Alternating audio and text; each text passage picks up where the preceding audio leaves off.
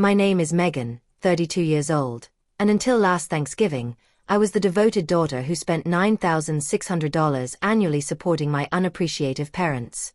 That evening, after my father rejected me at the dinner table before our whole family, I returned home and systematically cancelled every bill, service, and system I had been financing for 8 years.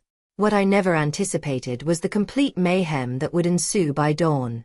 Before I explain how my entire family ended up with law enforcement at their door the morning following Thanksgiving, let me know where you are viewing from and press that subscribe button if you have ever needed to disconnect from toxic relatives. I was raised in a middle-class community in Grand Rapids, Michigan with my parents, Eleanor and Richard. From the start, there was always an inequality in our household.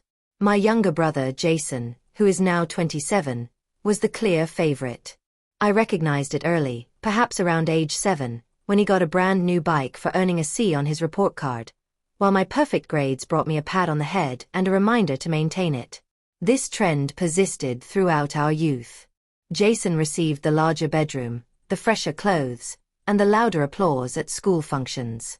I came to accept my role as the dependable yet somehow overlooked daughter who could never quite match up to my brother in my parents' view. The genuine turning point occurred when I was 18. Dad lost his position at the automotive factory where he had labored for 20 years.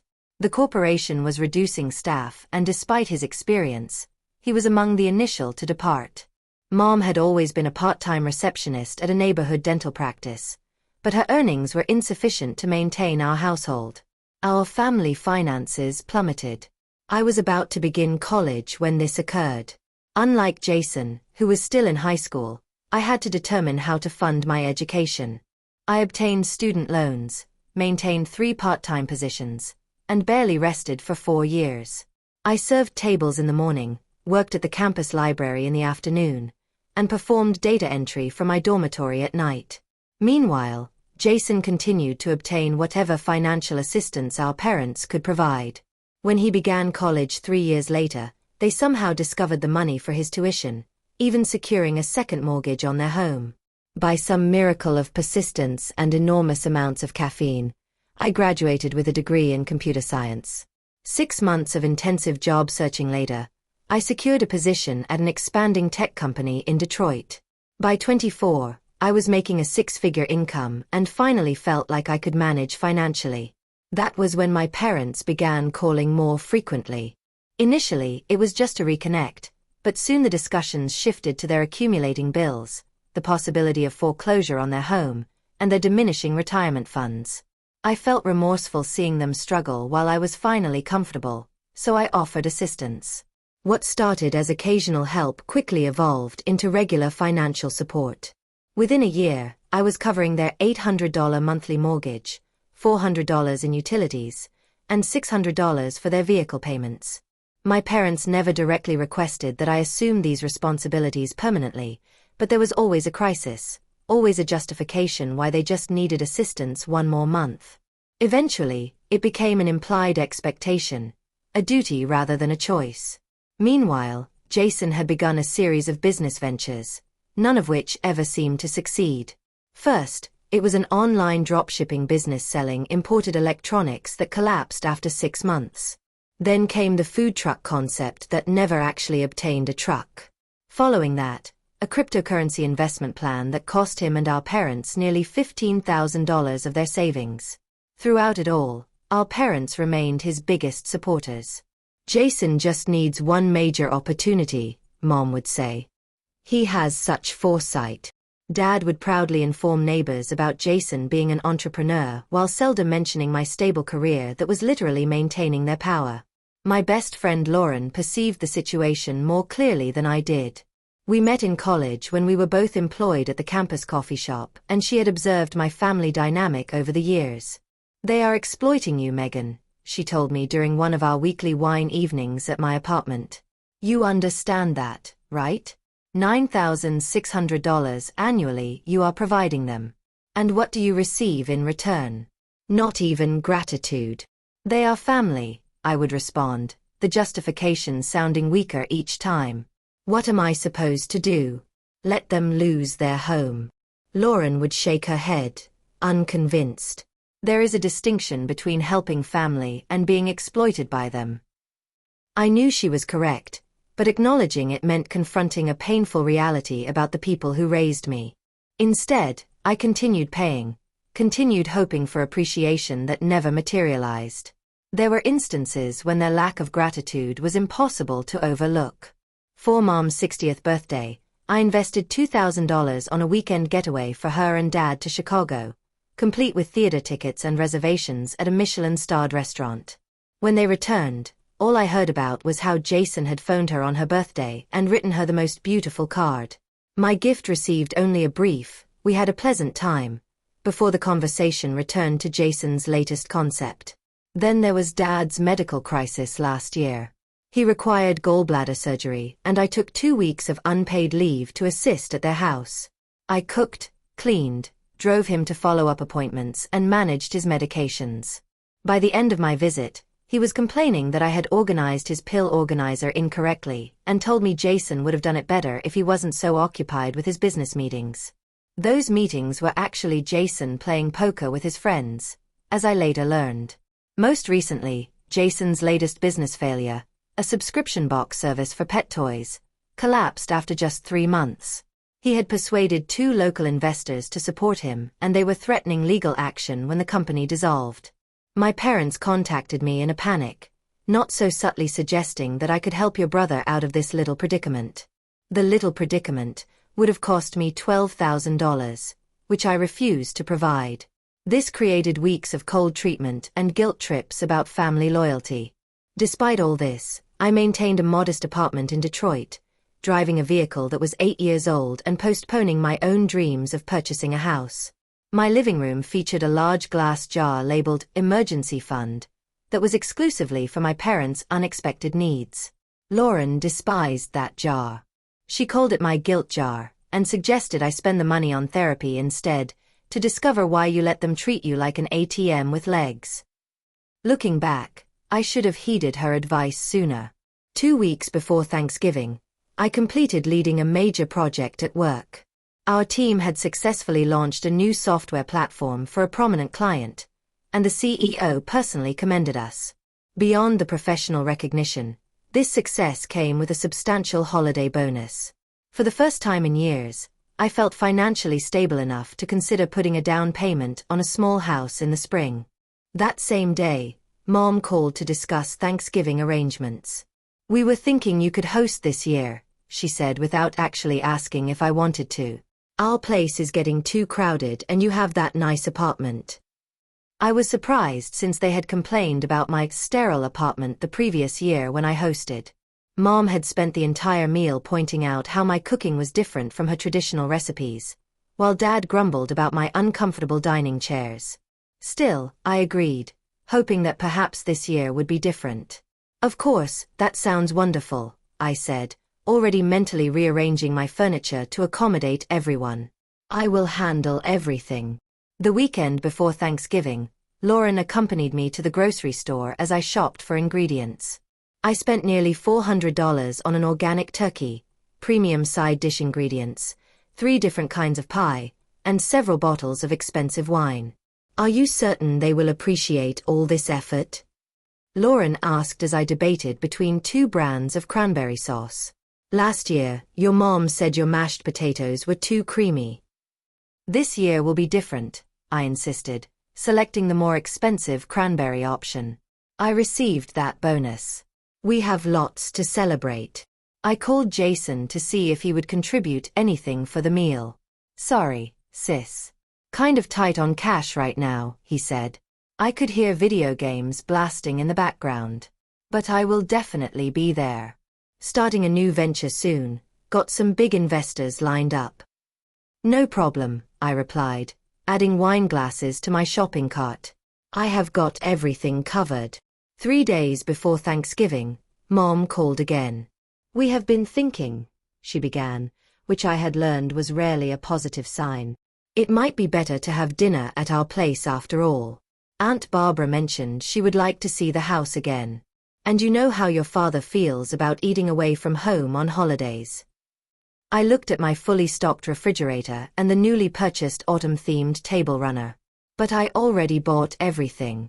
I have been preparing for days. Well, you can just bring it all here, she said as if it were the simplest solution in the world. It will be more comfortable at home anyway. So, I rearranged my plans. The day before Thanksgiving, I spent hours preparing dishes that could be easily transported, carefully packed my decorations, and tried to remain positive. That evening, while dropping off some early preparations at their house, I overheard Dad on the phone with a relative. Megan? Sure, she is helping with dinner, he said dismissively. Though between us, she never does enough for us considering how well she is doing. All that money, and she still lets us struggle sometimes. I stood motionless in the hallway, turkey brine in hand as his words washed over me. Never does enough. I was providing them $9,600 annually, almost 10% of my after-tax earnings. That night, back in my apartment, I couldn't rest. Lauren's warnings resonated in my mind. Was she correct? Had I become nothing but a financial resource to my family? I contemplated setting boundaries, but worried about the consequences. What if they genuinely needed me? And I simply couldn't see it through my wounded feelings.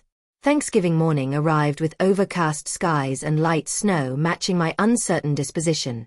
I loaded my vehicle with food containers, a box of decorations, and the costly bottles of wine. The journey to my parents' suburban home took 40 minutes, during which I rehearsed positive affirmations. Today will be different, I told myself. They will recognize how much I do for them. They will value me. I parked in front of the modest 3-bedroom house with a slightly weathered siding, the mortgage for which came out of my bank account on the first of every month. Taking a deep breath, I grabbed the first round of bags and headed for the entrance, hoping that this Thanksgiving would finally bring the recognition I had been seeking for so long. I knocked on the door of my parents' house, arms loaded with grocery bags. Dad opened it after my third knock, barely glancing at the heavy bags straining my arms. You are blocking the driveway, he said instead of a greeting. Jason will need to park there when he arrives. Good morning to you too, Dad, I replied, squeezing past him into the house. I can move it after I unload everything. He examined me up and down. Is that a new car out there? Seems awfully extravagant for someone your age. The extravagant car was a mid-range sedan, the first new vehicle I had purchased in my adult life after driving my college car until it literally broke down on the highway. I had bought it 2 months ago after 8 years of driving a car with failing air conditioning and a passenger door that sometimes refused to open. Yes, I needed a dependable car for work, I explained, though I didn't know why I felt the need to justify my purchase. Mom emerged from the kitchen, wiping her hands on a dish towel. Her eyes widened at my outfit, a simple burgundy sweater dress that I had bought specially for the occasion. Well, look at you all dressed up, she said with a tight smile. Some of us have been cooking since 6 o'clock this morning, so we didn't have time for all that. She gestured vaguely at my minimal makeup and styled hair. I brought everything prepped and ready to cook, I said, hefting the bags, including the 20 pounds turkey we discussed. The oven is all yours, she replied. Though I did start some of my traditional stuffing already. You know how your father only likes my recipe. I spent the next 2 hours taking over the kitchen, organizing dishes, and timing everything to be ready by 3 o'clock when we had agreed to eat. Through the kitchen doorway, I could see Mom and Dad watching a football game, occasionally commenting on the plays, but never offering to help. At 1:30, the doorbell rang. I heard excited greetings and my brother's booming laugh.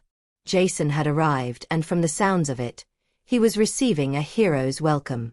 There he is, Dad exclaimed. The man of the hour. I wiped my hands and stepped into the living room to see Jason being hugged enthusiastically by both parents. He had brought nothing but himself, yet they were acting like he had delivered the entire feast. Hey sis, he said, finally noticing me. Something smells good. You always were the kitchen wizard. Before I could respond, the doorbell rang again. This time it was Aunt Barbara, Uncle George, and Cousin Natalie, the only extended family joining us this year. They bustled in with bottles of soda and a store-bought pumpkin pie that received effusive praise from my mother. "Megan is in the kitchen," Mom told them, taking their coats. "She insisted on cooking everything herself this year." Aunt Barbara made her way to the kitchen, giving me a warm hug. "Need any help, sweetheart? This looks like quite the operation you have going." Her kindness nearly brought tears to my eyes after hours of working alone. "Actually, if you could help me set the table, that would be amazing." As we arranged the good china that I had washed earlier, it had been dusty from disuse. Aunt Barbara chatted about her community garden and Natalie's college courses. It was the first pleasant conversation I had experienced since arriving. By the time we gathered around the table, I had produced a picture-perfect Thanksgiving spread: a golden brown turkey, homemade cranberry sauce, mashed potatoes, roasted vegetables, 3 types of pie cooling on the counter, and both traditional and oyster stuffing despite Mom's earlier comment. I had made Dad's favorite anyway. "The turkey looks a bit dry," Mom observed as Dad began carving. "I usually cover mine with butter before roasting." I bit my tongue. I had in fact used a butter-herb mixture under the skin plus regular basting, but there was no point in defending my cooking methods. "This wine is awfully sweet," Dad complained after sipping the $70 bottle I had splurged on based on a sommelier's recommendation. Jason, already on his second glass, shrugged. "Tastes fine to me. Free booze is the best booze, right?" The seating arrangement hadn't been planned, but somehow I ended up at the far end of the rectangular table with Jason seated between our parents at the other end. Aunt Barbara, Uncle George, and Natalie filled in the middle, creating a physical manifestation of my emotional distance from my immediate family. Dad led the prayer before the meal, a tradition in our household. "Lord, we thank you for this food and for bringing Jason home safely to us. We are grateful for health, for this house, and for family. Amen." No mention of my contribution to the meal or to the house's mortgage. As we began passing dishes, Uncle George asked about my job. "Megan, your mom mentioned you work with computers. What exactly do you do again?" "I am a senior software developer specializing in financial technology systems," I explained. "My team just successfully launched a major banking platform that will be used by millions of people." "So you fix computers when they break?" Dad interrupted before I could elaborate. "No, I design and build the software that runs on them," I clarified for what felt like the 100th time.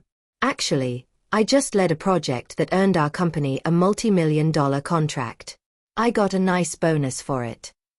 Speaking of successful business ventures, Mom interjected, turning to Jason. "Tell everyone about your new idea, honey." Just like that, the conversation shifted. My achievement, which had taken months of 60-hour workweeks to accomplish, was brushed aside in favor of Jason's latest and proven concept. "I am launching a tech-focused fitness app," Jason announced proudly. "It is going to revolutionize how people work out at home. I have got the business plan already and I am meeting with investors next month." "That sounds fascinating," Dad said, beaming with pride. "Our son, the entrepreneur." I quietly ate my turkey, which was not in fact dry at all. The meal I had spent days preparing and hundreds of dollars funding was being consumed with minimal acknowledgement, while Jason held court describing a business that existed only in his imagination. As we moved on to dessert, Jason's monologue about his fitness app continued unabated. "The initial investment needed isn't even that much," he was saying, gesturing with his fork. "Just $40,000 to build the prototype and set up the marketing." Mom nodded enthusiastically. "We were thinking we might be able to help you get started, right, Richard?" Dad puffed up his chest. "We still have some savings we could access. Family has to support each other's dreams." I nearly choked on my pumpkin pie. The savings they were referring to was their retirement fund, which was already dangerously depleted. "Jason," I said carefully, trying to keep my tone neutral, "what makes this app different from the hundreds already on the market? Have you done competitive research?" Jason rolled his eyes. "Of course I have, Megan, but mine has a unique angle that nobody else is doing." Which is? I pressed. I don't want to get into the specifics with so many people around, he hedged. Idea theft is real in the tech world, as you should know. I took a slow breath. I am just concerned because getting investors requires a solid business plan. The fitness app market is incredibly saturated and the failure rate for new entries is over 90%. There she goes again, Mom sighed, looking at the others apologetically. Always raining on Jason's parade. I am not raining on anything, I defended myself. I work in tech. I am trying to offer some realistic perspective before you invest your retirement savings in another venture that might not succeed. What do you mean, another venture? Jason demanded, his face reddening. Just because you have a boring corporate job doesn't mean everyone wants that. Some of us take risks to achieve greatness. Risks are fine, I replied. But this would be the fourth business idea you have pursued in 3 years. The dropshipping store, the food truck, the cryptocurrency investment group. None of them returned any profit. You are just jealous, Jason snapped. You always have been. You can't stand that Mom and Dad support my ambitions. Support. The word hung in the air for a moment before I continued, my voice quiet but firm. Do you know who has been actually supporting Mom and Dad for the past 8 years? Me. Their mortgage, utilities, car payments, all of it. $9,600 a year. A heavy silence fell over the table. Aunt Barbara and Uncle George exchanged uncomfortable glances. Natalie suddenly became very interested in her pie. Megan, Dad said, his voice dangerously low. We don't discuss family finances in front of guests. I am sorry, but I think it is relevant when you are talking about investing money you don't have in Jason's business, I replied. If you put your savings into this and it fails, what happens to your retirement? Who do you think will end up covering the shortfall? We have always supported both our children, Mom said defensively. Financially? I asked. Because I put myself through college with 3 jobs and loans that I paid off myself while Jason had his tuition covered. That isn't fair, Mom protested weakly. What isn't fair is that I have been paying your bills for nearly a decade with barely a thank you, while Jason gets praised for ideas that never materialize, I said, surprising myself with my candor. If you invest in this app and lose that money, I need you to understand that I might not be able to increase my support to compensate. Dad slammed his hand on the table, causing the plates to jump. His face had turned a dangerous shade of red. Get out, he shouted. Paying bills doesn't make you family. How dare you throw your financial help in our faces? No one requested you to pay our bills. The room went quiet again. Even Jason appeared stunned at Dad's explosion. Richard, Aunt Barbara began, but Dad interrupted her with a wave of his hand. No, I am tired of her superiority attitude, he continued. Coming in here criticizing everything, acting like she keeps this family running. We managed fine before she started helping, and we will manage fine if she stops. Mom leaned over and whispered loud enough for everyone to hear. You are just envious of your brother. You always have been. I sat completely still, a strange tranquility washing over me. 8 years of financial support, of sacrifice, of dreams, of hoping for recognition, and this was their reaction. I placed my napkin beside my plate and stood up. Then let him pay the $9,600, I said quietly, my voice steady despite the turmoil inside. Dad wasn't finished. You were always troublesome, even as a child. Never thankful, always questioning. You think your prestigious job and your money make you superior to us. Family is about dedication, not dollar signs. Jason grasps that. You never have. I gathered my purse and car keys without responding. What was there left to say? You leave this table and don't bother coming back for Christmas, he added, his ultimatum hanging in the air between us. Aunt Barbara stood up. Richard, you don't mean that. This is just a misunderstanding. But I could see in his eyes that he did mean it. This wasn't a heat-of-the-moment statement. This was years of resentment finally finding voice. "I will get my coat," I said simply. As I walked to the closet, I heard chairs scraping. Footsteps followed me into the hallway. It was Natalie. "Megan, wait," she said quietly. "Are you okay to drive? That was really intense back there." I nodded, fighting back tears. "I am fine. Thank you for checking." "What they said wasn't right," she added. "We all know how much you do for them." I hugged her briefly, then slipped on my coat and walked out the front door. Before closing it behind me, I took one last look at the dining room. Mom was comforting Jason, who somehow had become the victim in this scenario. Dad was refilling his wine glass, his hands slightly trembling. Aunt Barbara and Uncle George sat in uncomfortable silence. I closed the door and walked to my extravagant car, the tears finally breaking free as I drove away from the house I had been financing all these years. I drove aimlessly for nearly 30 minutes, tears blurring my vision until I finally pulled into Riverside Park, a quiet spot along the Grand River. The park was empty on Thanksgiving evening, which suited me perfectly. I sat on a cold bench overlooking the water, trying to process what had just occurred. My phone buzzed with a text from Lauren. "How's the family circus going?" Instead of texting back, I called her. When she answered, I could barely speak through my sobs. "Meg, what happened? Are you okay?" Her voice was laced with concern. Between shaky breaths, I recounted the confrontation, Dad's harsh words, and my abrupt departure. "Where are you now?" she demanded.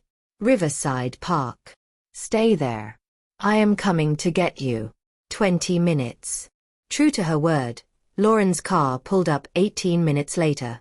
She had left her own family Thanksgiving to come to my rescue. She sat beside me on the bench, put her arm around my shoulder, and listened as I filled in the details I had been too emotional to explain on the phone.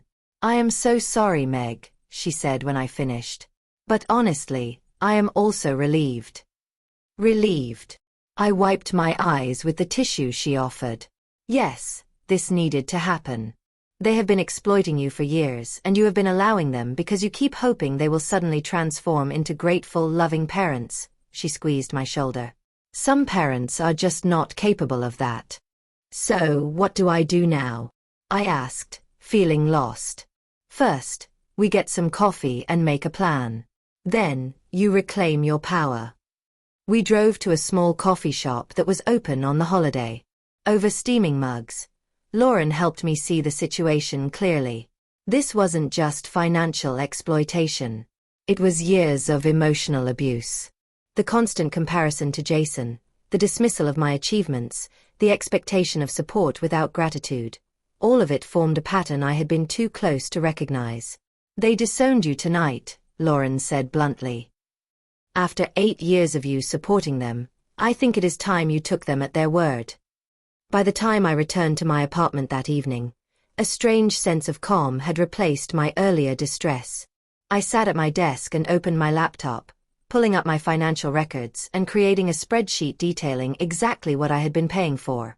Monthly mortgage payment, $800. Utilities, electric, water, gas $400. Car payments for both parents, $600. Auto insurance, $180. Cell phone family plan, $120. Home internet and cable, $150. Streaming services, $45. Average monthly emergency expenses, $200. Total monthly support, $2,495. Annual total, $29,940. Looking at the numbers in black and white was startling. I had been spending nearly $30,000 a year on my parents, not the $9,600 I had mentioned at dinner. That figure only represented the mortgage, utilities, and car payments, not the additional expenses that had become so routine, I hardly thought about them anymore. Over 8 years, I had given them close to $240,000. Money that could have bought me a house of my own. Money that could have been invested for my future. Money that had earned me nothing but contempt. As I stared at the spreadsheet, another realization hit me.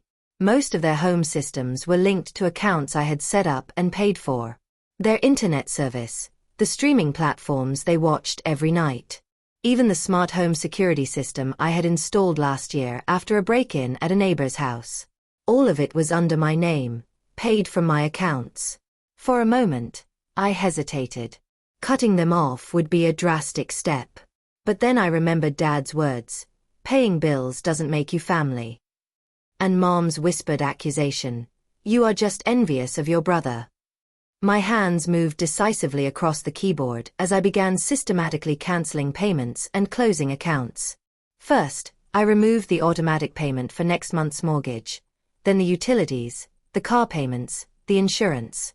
For each service, I sent a formal email notifying them that I would no longer be the account holder and that responsibility for payment would revert to Richard and Eleanor Morris effective immediately. Next came the digital services. I changed the passwords on all the streaming accounts, then removed their devices from the authorized list. I logged into the home automation system and downloaded a backup of their settings before removing my payment information. With each account I closed, each payment I cancelled, I felt a weight lifting. This wasn't revenge. It was liberation. For too long, I had equated financial support with love, hoping that if I gave enough, they would finally see me.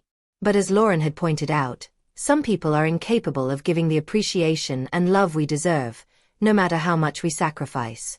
I wrote a brief email to my company's HR department requesting a week of personal leave, citing a family emergency. Then I sent a text message to Aunt Barbara. I am sorry for how dinner ended. I want you to know I harbor no ill will toward you, Uncle George or Natalie.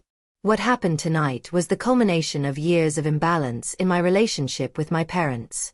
I need some time away from them to reevaluate our relationship.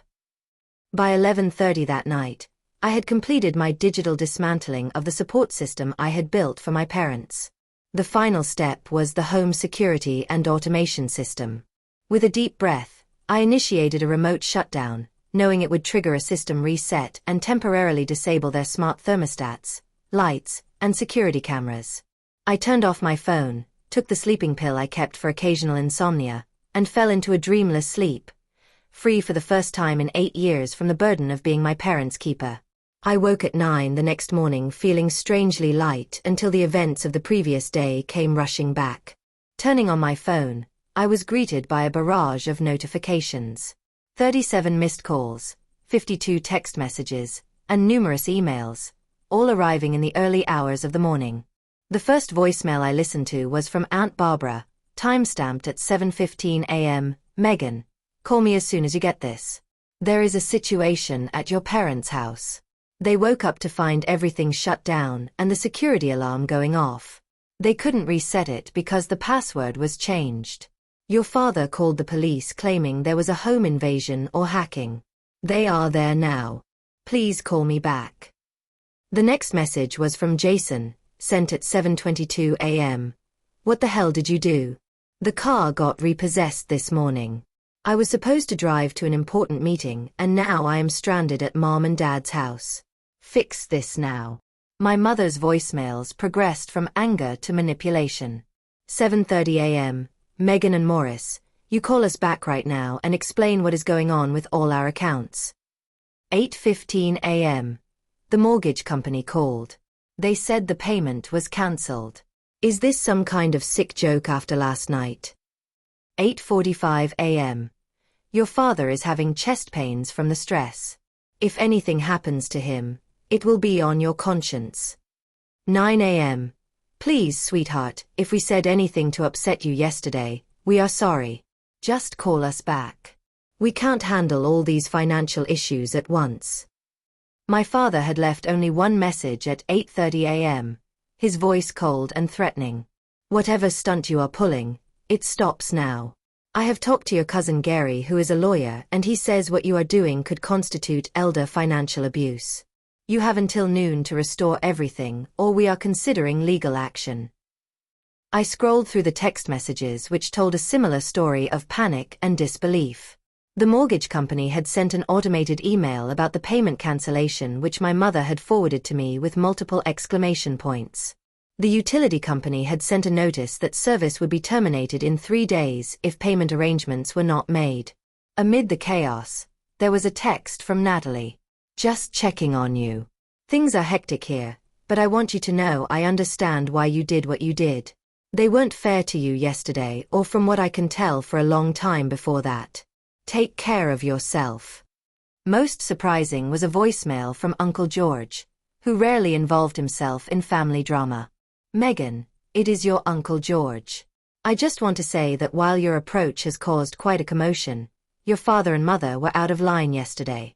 The way they dismissed your contributions was wrong. Eleanor and Richard have told us for years that Jason was helping them financially. So we were all shocked to learn it has been you all along. Take the time you need, but know that not everyone in the family thinks you are in the wrong here. I sat on my couch, phone in hand, and considered how to respond.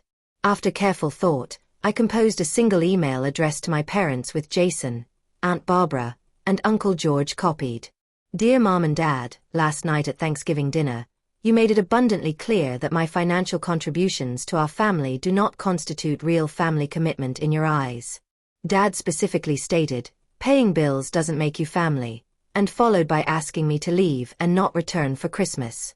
I have spent 8 years supporting you financially, paying approximately $30,000 annually for your mortgage, utilities, car payments, insurance, phone bills, internet, and various other expenses. During this time, my contributions have been taken for granted, while Jason has received praise and support for business ventures that have repeatedly failed. I have respected your wishes by removing myself from your financial affairs completely.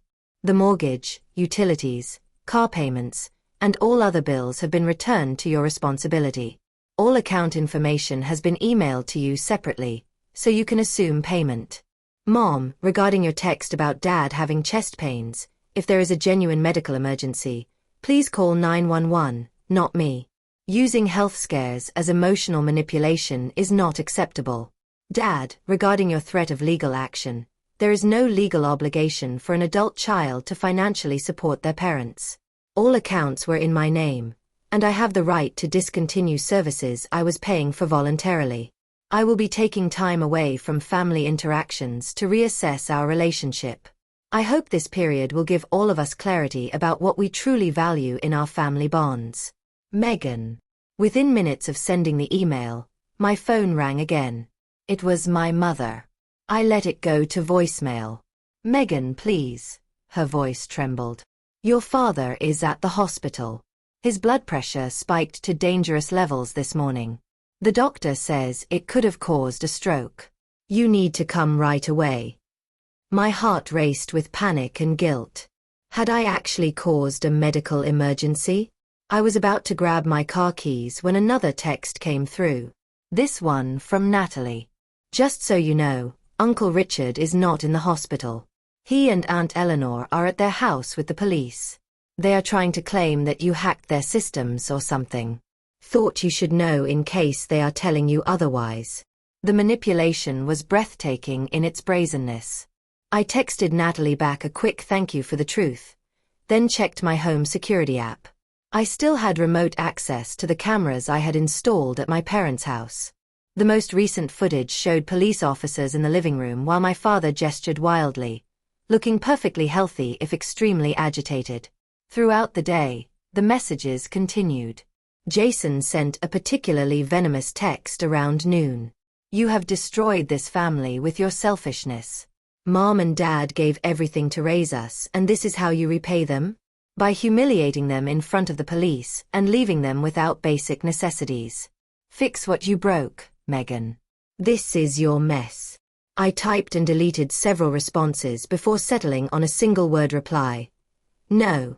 For the next week, I focused on rebuilding my sense of self-worth. I started daily sessions with a therapist who specialized in family trauma. I reconnected with friends I had neglected while prioritizing my parents' needs. I slept, really slept, for what felt like the first time in years.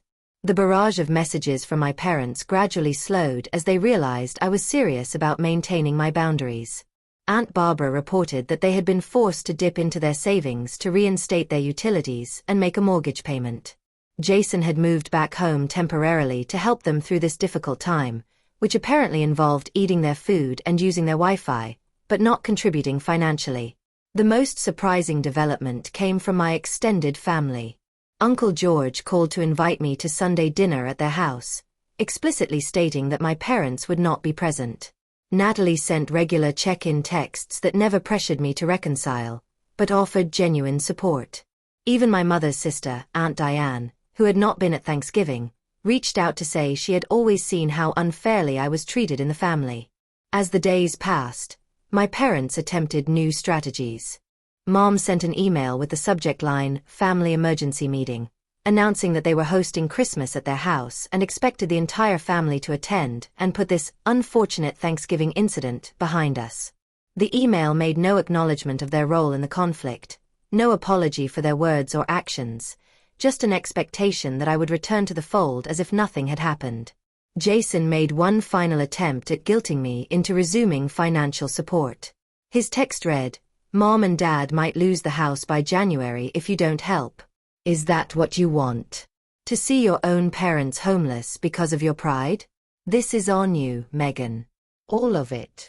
I showed the message to Lauren during our weekly dinner. "Classic triangulation," she said, shaking her head. "He is trying to make their financial problems your responsibility again." "Have they even apologized?" "Not once," I confirmed. "They have demanded, guilt, threatened, and now they are pretending nothing happened. But no one has actually said, 'I am sorry for taking you for granted for 8 years.'" "Then you have your answer," Lauren replied. "They have shown you exactly who they are and what you mean to them. Believe them." 6 months after that fateful Thanksgiving, my life has transformed in ways I never imagined possible. I moved to a new apartment in a secure building where my family doesn't have the address. The money that once went to supporting my parents now funds a comfortable emergency savings account and the beginnings of my own business, a web development consultancy I run on weekends. The journey hasn't been easy. In January, I joined a support group for adult children of emotionally abusive parents. Hearing others share similar stories helped me understand that what I experienced wasn't normal or acceptable. It wasn't my failure as a daughter, but my parents' failure to appreciate the daughter they had. My healing process included specific activities my therapist recommended. I began journaling daily, pouring out years of suppressed feelings onto the pages. I practiced meditation to calm the anxiety that spiked whenever my phone rang. I took up rock climbing, finding something empowering about scaling walls and overcoming obstacles through my own strength. Through Aunt Barbara, I occasionally heard news of my parents. They had been forced to downsize, selling their house and moving to a smaller rental property. Dad found part-time work as a security guard, his first job in over a decade. Mom increased her receptionist hours at the dental office. They were managing, adapting to life without the safety net I had provided for so long. Jason's fitness app never materialized. Without my parents' ability to fund his ventures, he had taken a job at a sporting goods store. According to Natalie, he still lived with our parents and complained constantly about how I had ruined everything. In early April, I received a Christmas card in the mail. 5 months late. Inside was a generic holiday greeting from my parents with a handwritten note. "We are having Christmas dinner at 4 p.m. this year. The past is the past. Family should be together for the holidays." No acknowledgement of what happened, no apology, just the expectation that I would return to my place in their lives as if nothing had changed. I sent a polite but firm response. "Thank you for the invitation. I will not be attending Christmas this year. I wish you both well, but I am still healing from the events of Thanksgiving and the years of imbalance in our relationship. Perhaps in the future we can rebuild a healthier connection, but that would require acknowledgement of past hurts and a commitment to mutual respect going forward." They never replied. On the 1-year anniversary of my financial independence from my family, I took myself on a weekend trip to Chicago, staying in the same hotel where I had once sent my parents for Mom's birthday. The irony wasn't lost on me, as I enjoyed the luxury I had previously only funded for others. Not all family relationships were lost in the aftermath of Thanksgiving. Aunt Barbara and Uncle George have become more like parents to me than my own ever were. They call regularly, celebrate my achievements, and never ask for anything except my company. Natalie and I meet for coffee every few weeks, our cousin bond stronger than ever. Most surprisingly, my mother's sister, Aunt Diane, has become a strong ally. I always saw how they favored Jason, she told me during a long phone call. I tried to talk to Eleanor about it years ago, but she wouldn't hear it. I want you to know that some of us always saw your worth, even when they couldn't. I have even begun dating again, something I had put on hold while managing my family's financial crisis. Michael, a kind architect I met through a friend, understands family complexity. On our third date, when I nervously explained my estrangement from my parents, he reached across the table and said, "Family isn't just who you are born to. It is who treats you like you matter." Looking back on that Thanksgiving night, I realize now that when my father disowned me at the dinner table, he did me an unexpected favor. He freed me from the prison of unrealistic expectations and endless giving that I had built for myself. In turning away from the family that couldn't value me, I found the strength to build a life that does. The most profound lesson I have learned is that real family has nothing to do with financial support or obligation. Real family sees you, appreciates you, and loves you without conditions. Sometimes that includes the people you share DNA with, and sometimes it doesn't. The hardest but most important decision I made was accepting that truth and acting accordingly. Today, I am neither the ATM my parents relied on, nor the inferior daughter always in Jason's shadow. I am simply Megan, building a life on my own terms, surrounded by people who show their love not through demands, but through respect and kindness. Have you ever had to make the difficult decision to distance yourself from toxic family members? What helped you find the strength to set boundaries? Let me know in the comments below. If this story resonated with you, please consider giving it a like and subscribing to hear more journeys of self-discovery and healing. Thank you for listening to my story, and remember, sometimes the family we choose is more important than the family we are born into. Take care of yourselves and never settle for relationships that diminish your worth.